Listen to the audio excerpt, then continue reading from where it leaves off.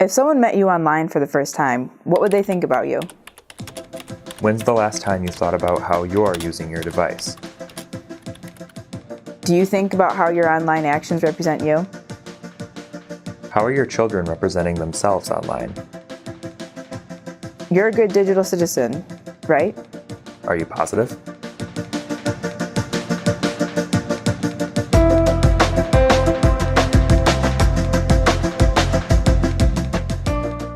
What is digital citizenship?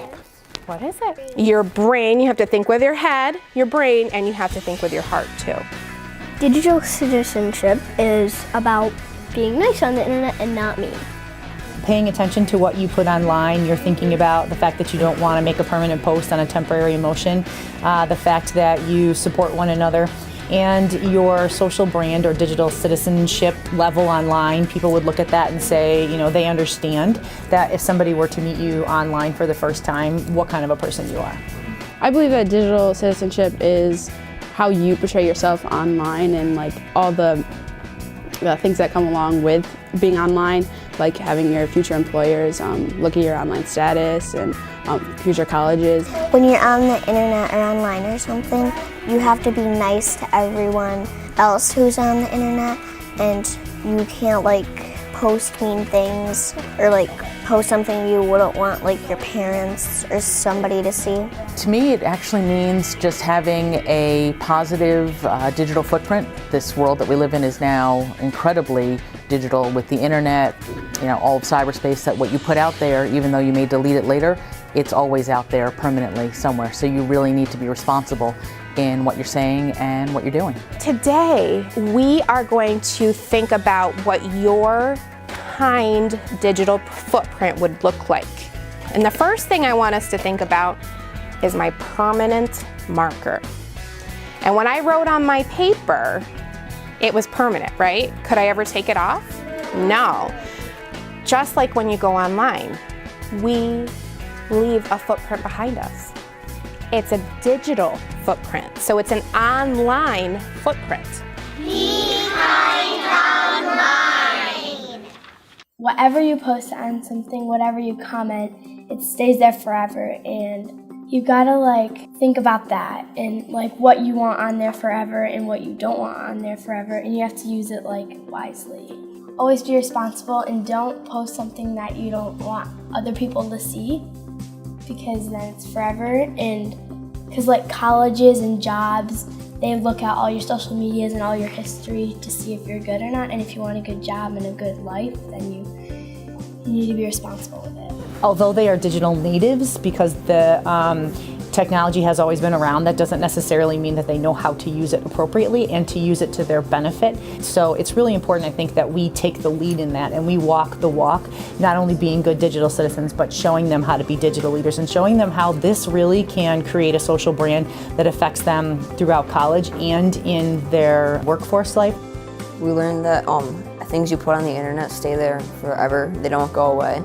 What you do now leads up to in college, because like if you apply for like Harvard, then they're gonna go on your social media account, and if they see that you post like something where you're at a party and it's not good, then they're gonna say, I don't want you to go to my college because it looks like you're irresponsible from your profile.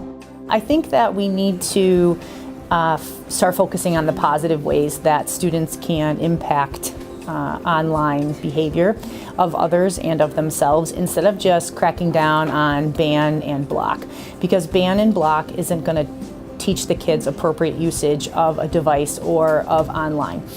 We would not expect the kids to get a driver's license but never teach them how to use the car. I think that we are one of the very first generations to be faced with the challenge of trying to balance social media and trying to use such elaborate technology in the classroom. And because of that, there isn't a huge understanding of it. I think that a lot of people either take technology for granted or think that kids can't really handle social media and handle technology in the class because it'll be distracting or it'll just cause problems outside of school. I think that kids today are so They adapt so easily to these new technologies in the classroom, which is awesome that we could have so many opportunities to use technology in the classroom, but we want to make sure that from the start they know that digital citizenship is extremely important and that it is always taken into consideration whether or not you're being respectful on social media.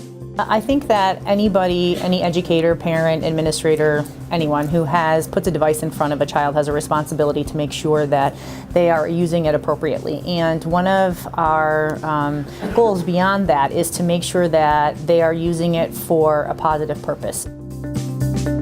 So I heard that you have used Schoology, and that's really great that you've used it already. That's going to help you today because you're going to have an idea on how to navigate or travel around the space when we get in there. We're going to show you what it's going to look like, and then we're going to model for you how to respond appropriately and how to participate in an online discussion. In the course right now that you're going to go in a moment, there's one folder in there, and that says Digital Citizenship. And that's all about participating appropriately in an online environment. In the Vestal School District, students help define digital citizenship using 3 simple words. Connect with respect is our mantra. We wanted it to be something short that was able to just be said in passing by a teacher. So if you were sitting in class, using your phone for something that wasn't being productive or wasn't necessarily being nice to another student, your teacher could just walk by and say, connect with respect, and you would know immediately to put your phone away. With it, we altered our handbook and the technology guidelines within it because they were outdated. We focused on cell phone and cell phone use in the schools as well as the classrooms, so like within commons, the cafeteria outside of school, but still on school property versus in the classrooms. And we decided that they should be allowed everywhere, but in the classrooms under teacher discretion, and then in commons, if someone was saying you need to stop that, you need to respect that.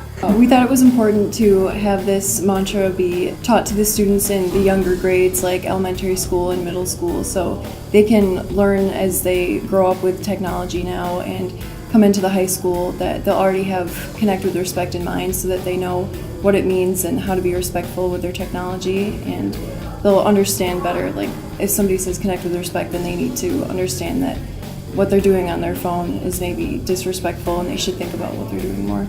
We're in digital citizenship class today where my students are preparing their final presentations, which is a portfolio or collection of the projects they've been working on this year to show evidence that they have transitioned from simply being a responsible digital citizen to being an inspirational digital leader.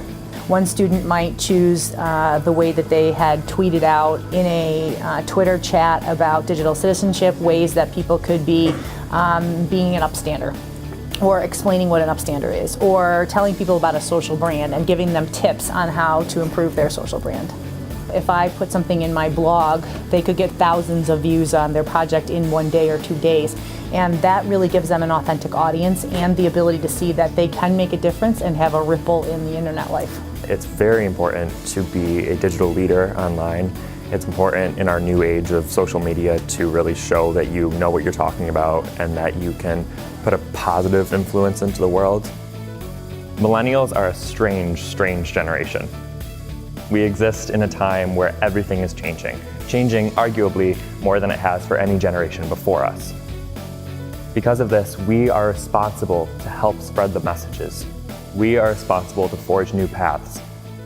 We are using social media, a tool that is so readily available to us and that we understand so well, and we are using this to challenge what people believe. We're using this to change the world. I think it's sometimes hard to relate to older generations from what social media can do.